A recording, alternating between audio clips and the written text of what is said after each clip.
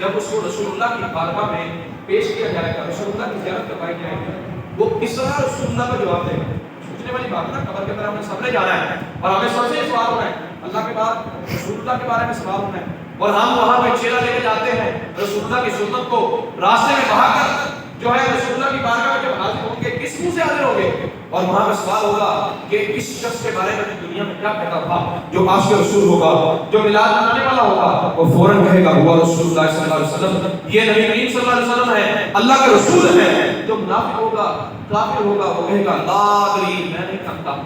لہذا اس لیے کہا جاتا ہے کہ صبح و شام مصطفیٰ کی رحمت پر درود و سلام پڑھیں۔ یہ ایسا وظیفہ ہے، غموں کو مٹاتا ہے، درود ایسا وظیفہ ہے، مسئلوں کو حل کرتا ہے، درود ایسا وظیفہ ہے، گھروں میں لڑائیاں ختم کرتا ہے، درود ایسا وظیفہ ہے، یہ ایسا وظیفہ ہے۔ لوگ کہتے ہیں مولوی صاحب دعا کرو، ساڑھے بچے گالی مت کرو۔ علماء نے لکھا ہے جو بندہ کثرت کے ساتھ درود پاک پڑھتا ہے، اللہ تعالیٰ اس کی درود پاک پڑھنے کی برکت سے اس کی زبان میں ایسی چاشنی رکھ دیتا ہے کہ اس کے سارے کے سارے عزیز دوست یار سب اس کی بات مانیں گے کہ درود ایسی چیز ہے، ایسی برکت والی چیز ہے۔ یار درود تو ایسی چیز ہے کہ ایک جو بھی شخص پڑھتا ہے، جس کی جگہ پہ کھڑے ہو کے پڑھتا ہے، تو اگر اس کو کوئی چیز بھولتی ہے وہ بھی یاد آ جاتی ہے۔ یہ ایسی چیز ہے، رسول اللہ کا روز قیامت جتنا درود پڑھنے والا ہوگا اس کو اتنا قرب ملے گا۔ جنت کے اندر جانا ہے تو رسول اللہ کی بارگاہ سے ہو کر جانا ہے نا۔ رسول اللہ کی شفاعت کے بغیر کون جنت میں جا سکتا ہے؟ رسول اللہ نے فرمایا جو جنت کے اندر جانا چاہتا ہے، جو میری شفاعت حاصل کرنا چاہتا ہے، مجھ پر کثرت کے ساتھ درود پڑھے۔ جو مجھ پر جتنی کثرت سے درود پڑھے گا میں اس کو اتنا زیادہ بخشش دوں گا، اس کو اتنی زیادہ شفاعت کروں گا، اس کو اتنا زیادہ اپنا پورا ادا کروں گا۔ اور جو مجھ پر درود نہیں پڑھتا ہے میں اس سے قیامت والے دن منہ پھیر لوں گا۔ جو جس سے رسول اللہ کو پھیر دے وہ قیامت والے دن کس کے پاس جائے گا؟ سارے نبیوں سے ہوتے ہوئے آدم علیہ السلام کہیں گے مجھے خطا یاد آ گئی، وہ نوح علیہ السلام کے پاس آئیں گے، ابراہیم، موسیٰ، عیسیٰ، سارے نبیوں سے ہوتے ہوئے وہ اپنی جو ہے کہیں گے میں رب کی بارگاہ میں نہیں جاؤں گا۔ جب رسول اللہ کے پاس صرف امت محمدیہ نہیں ساری امتیں آئیں گی تو رسول اللہ یہ نہیں کہیں گے تم تو مجھے یاد بھی نہیں کرتے تھے، مجھ پر درود بھی نہیں پڑھتے تھے، میرے نام پر جانے بھی قربان ہے، نبی کے نام پر جان بھی قربان ہے، نعرے لگاتے تھے اور آ کر نماز پڑھنے کے لیے میری آنکھوں کو سکون نہیں پہنچاتے تھے، میری بارگاہ میں آ کر سنتیں نہیں پڑھتے تھے، میری سنت کو قائم نہیں کرتے تھے۔ وہاں پر یہ نہیں کہیں گے، پچھلی امتوں کے بارے میں کوئی بات نہیں کریں گے، بلکہ فرمائیں گے انا ان کا انتظار کر رہا ہوں۔ رسول اللہ اس وقت اللہ کی بارگاہ میں سر جھکائیں گے اور سر جھکا کر رب کی بارگاہ میں گڑگڑا کر دعا کریں گے۔ رب فرمائے گا اے محبوب بتاؤ، پوچھو کیا سوال ہے، کیا چاہتے ہو؟ فرمایا امت کی بخشش چاہتا ہوں۔ فرمایا کہ امت کی بخشش کر دی جائے گی، کہا نہیں اس وقت تک سجدہ سر نہیں اٹھانا ہے جب تک ہر امتی کی بخشش نہ کر دی جائے۔ رب فرمائے گا اے میرے رب، اے میرے حبیب، جب میں نے تیری ساری امت کو معاف کر دیا تو اس وقت سر سجدہ اٹھا لے اور تیری ساری امت کی بخشش ساری امت کو جب پل صراط سے گزارا جائے گا، سب سے پہلے پل صراط سے رسول اللہ گزریں گے، پھر انبیاء گزریں گے، انبیاء کے تشریف لے جائیں گے، ہمارے نبی پل صراط کے کونے پہ کھڑے ہو جائیں گے۔ جتنا بڑا لیڈر ہونا اتنے آگے نظر آتا ہے، جتنا بڑا اس کو پروٹوکول ملتا ہے۔ رسول اللہ سب نبیوں کے سردار ہیں، پروٹوکول تو یہ ہونا چاہیے سب سے آگے ہو، لیکن نبی سب چلے گئے، آپ پیچھے کھڑے ہیں۔ انبیاء جب پیچھے مڑ کے دیکھیں گے یا رسول اللہ بھی آگے کیا کر رہے ہیں، کیوں رکے ہوئے ہیں، پل صراط پر کس کا انتظار کر رہے ہیں؟ فرمایا میں اپنی امت کے گزرنے کا انتظار کر رہا ہوں، جب تک میری امت کا ایک ایک بندہ یہاں سے گزر نہیں جائے گا میں یہاں سے ہلنے والا نہیں ہوں۔ کہا آپ کا رب آپ سے بڑی مدد کرنے والا ہے، وہ آپ کی امت کو نہیں کچھ بھی کہنے والا ہے، امت کو عذاب نہیں دینے والا ہے۔ کہا نہیں، جب تک میری ساری امت پل صراط پر گزر نہیں جاتی تب تک حبیب کبریا نبی آخر زمان یہاں سے ہلنے والے نہیں ہیں۔ اللہ کے محبوب کی ساری امت گزرتی جائے گی، مصطفیٰ جن رحمت ان کے لیے دعائیں کرتے جائیں گے، جو نیک ہوں گے وہ تو خود ہی گزر جائیں گے، لیکن جو گناہگار ہوں گے ہم جیسے سیاہکار ہوں گے جب وہ وہاں سے گزریں گے تو اللہ کے محبوب ہمارے لیے دعائیں کریں گے، ربی حب لی امتی کہتے ہوئے پیدا ہوئے، رب نے کہا کہ میں نے بخشا الصلاۃ والسلام۔ ایسے نبی ایسے نبی ایسی مثال اس کی دنیا میں نہیں ملتی ہے کہ دنیا کے اندر جب بھی بچہ تشریف لاتا ہے، دنیا میں جو بھی بچہ آتا ہے آتے سال رونا شروع کرتا ہے، جس کے گھر میں بچہ ہوا اس کو اندازہ ہے، بچہ آگے سب میں روتا ہے، اس کے علاوہ سب کو کام نہیں آتا ہے، لیکن مصطفیٰ جب رحمت دنیا میں تشریف لائے آپ نے سجدہ کیا، سجدے میں رب سے کیا دعا کی؟ کہا اے اللہ میری امت کی بخشش فرما دے۔ ہم سے اتنی محبت کرنے والے ہیں، ہم سے اتنی پیار کرنے والے ہیں، اللہ نے امت کی بخشش فرما دی۔ اللہ نے فرمایا اے میرے حبیب میں تیری امت کی بخشش ضرور کروں گا، تیری امت کو میں عذاب نہیں دوں گا۔ اب یہ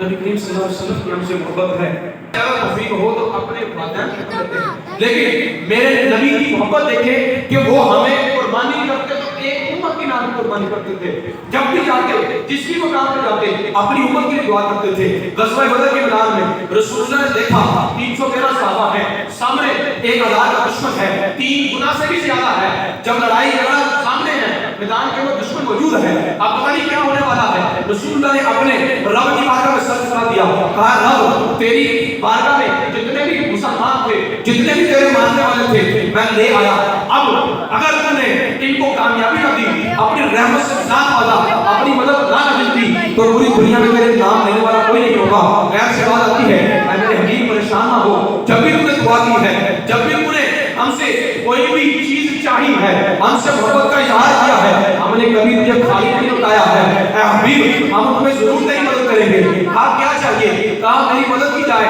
اللہ تبارک و تعالیٰ نے فرمایا 1000 قاتل ہیں، ہم 1000 فرشتے مدد کے لیے بھیجتے ہیں۔ صحابہ کہتے ہیں یا رسول اللہ ہمارے پاس تلواریں نہیں تھی، آپ نے لکڑیاں پکڑائی تھی، ہم کفار کو اٹھا کے مارتے ہیں، جب ہم کفار کو مارتے ہیں اپنی لکڑی نیچے بھی نہیں جاتی ہے، کافر وہیں سے گر کر نیچے گر جاتا ہے، معاملہ کیا ہے۔ صحابہ کو رسول اللہ نے فرمایا اے میرے صحابہ اللہ نے ہماری مدد کے لیے فرشتے نازل فرمائے ہیں، کیونکہ میں نے رب کی بارگاہ میں دعا کی ہے۔ میرے حبیب دعا کریں تو اللہ قبول نہ کرے، عطا نہ کرے، ایسا ہو نہیں سکتا۔ ہر نبی نے دعا کر لی، ہر نبی نے اپنے رب کی بارگاہ میں دعا کی ہے اپنے بارے میں یا اپنی امت کے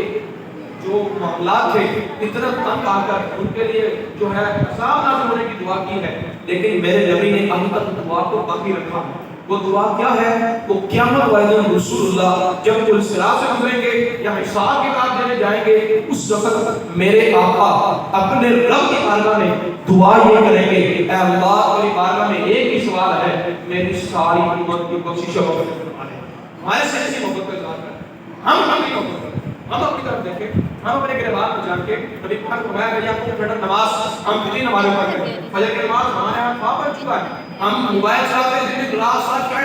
جو ہے راتوں میں ہمارا نوجوان اتنا انٹرنیٹ میں مگن ہو چکا ہے کہ ہمارے مسلمان بھائیوں کے ساتھ کیا ظلم ہو رہا ہے ہمیں اس کی علم نہیں ہے، ہم آپس میں اتنے جو ہے ایک دوسرے کو دشمن بنے ہوئے ہیں، ہم اپنے مسلمان بھائیوں کی کیا مدد کریں گے؟ کیا ہم اپنے مسلمان بھائیوں کی آواز بھی نہیں اٹھا سکتے؟ ہم ان کے لیے دعا نہیں کر سکتے؟ اللہ تعالیٰ نے ہمیں توفیق نہیں دی ہے؟ کیا وہ ہمارا قبلہ قبل نہیں ہے؟ کیا وہاں پر سارے انبیاء نہیں تشریف لائے؟ کیا اس مسجد کے اندر رسول اللہ نے انبیاء کی جواب نہیں کروائی؟ کیا اس مسجد کا احترام ہمارے دلوں میں نہیں ہے؟ رب تعالیٰ نے سب سے پہلے مسجد حرام بنوا کر دوسری مسجد بیت المقدس بنا کر اس کو پوری دنیا میں افضلیت کا مقام دیا ہے، پوری دنیا میں سب سے دوسرے نمبر پر بڑھنے والی